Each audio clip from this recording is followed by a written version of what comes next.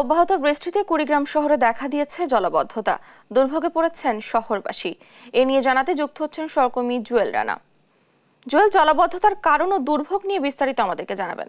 জানা, আপনি আসলে যেমনটি বলছিলেন, কুড়িগ্রামে কিন্তু গতকাল শুক্রবার আসলে বিকেল থেকে ভারী বর্ষণ সেটি কিন্তু আসলে অব্যাহত রয়েছে, যার ফলে কিন্তু কুড়িগ্রাম শহরের বিভিন্ন রাস্তাঘাট, গুরুত্বপূর্ণ রাস্তাঘাট এবং অফিস আদালতের সামনে যে সড়কগুলো রয়েছে, এই সড়কে আসলে জলাবদ্ধতা সৃষ্টি হয়েছে। সে সড়কগুলো আমি ঘুরে দেখেছি, সেখানে হাঁটু পানি আসলে জমেছে, যার ফলে কিন্তু ওই রাস্তায় চলাচলকারী মানুষজন আসলে দুর্ভোগ হয়ে পড়ছে। এই মুহূর্তে আমি রয়েছি কুড়িগ্রাম শহরের যে ফায়ার সার্ভিস যে অফিসটি রয়েছে তার সামনে।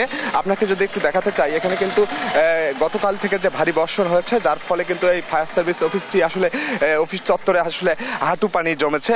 আপনাকে একটু যদি দেখাতে, তারপরেও কিন্তু এখানকার যারা হচ্ছে কর্মকর্তা কর্মচারী রয়েছেন তারা কিন্তু একটা দুর্ভোগে পড়েছে চলাচলে।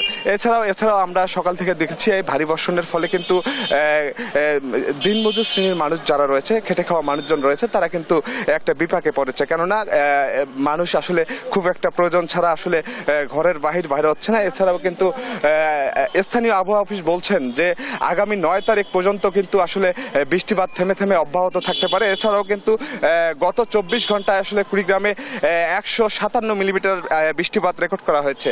এছাড়াও কিন্তু এই বৃষ্টিপাতের ফলে কিন্তু আসলে কুড়িগ্রামে যে নদ নদীগুলো আছে, সে নদ নদীর আসলে পানি বৃদ্ধি পাচ্ছে।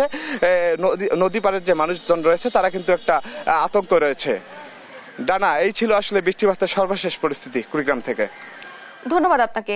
কুড়িগ্রাম থেকে জলাবদ্ধতার খবর জানাচ্ছিলেন আমাদের সহকর্মী।